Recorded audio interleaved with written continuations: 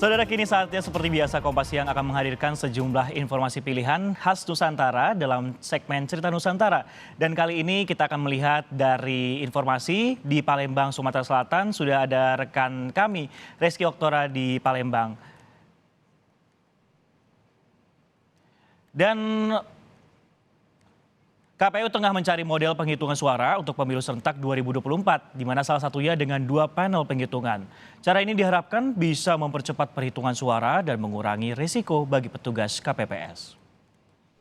Singkirkan aja dulu Pak, karena presidennya...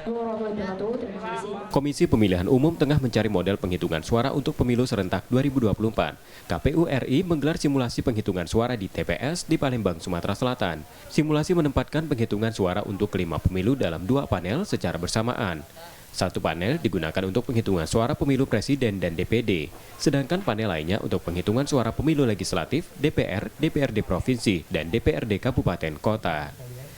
Berkaca dari pemilu serentak 2019 silam, banyaknya jumlah surat suara dan waktu perhitungan yang terbatas mengakibatkan petugas KPPS kewalahan. Akibatnya, tak sedikit petugas KPPS yang sakit bahkan meninggal dunia. Dengan perhitungan model 2 panel, waktu perhitungan suara dapat dipersingkat. Pemilu mendatang juga memungkinkan waktu perhitungan diperpanjang hingga esok hari usai pemungutan suara. Nah, ini tentu kan akan menghemat waktu penyelesaian. Kalau dulu kan satu kotak bisa sampai subuh. Nah, ini diestimasi kemungkinan paling lambat itu pukul 9 malam sudah selesai. Dan tentu ini akan menghindari ya potensi sakit sampai meninggalnya petugas kami di penyelenggara pemilu di tahun 2019. Simulasi ini juga dapat menggambarkan situasi di TPS yang memiliki dinamika penghitungan berbeda satu sama lain. Lewat simulasi ini, KPU ingin memastikan formulir memudahkan petugas dalam pengadministrasiannya. Pihaknya juga memastikan penghitungan suara sah dan tidak sah telah sesuai standar. Yang tidak bisa diprediksi itu kan penghitungan suara di masing-masing TPS.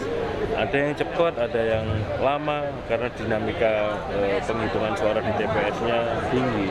Nah, ini yang kemudian harus kita simulasikan setidak-tidaknya dari aspek teknis, formulir-formulir yang akan kita gunakan itu memudahkan bagi anggota KPPS untuk membuat administrasi penghitungan suara.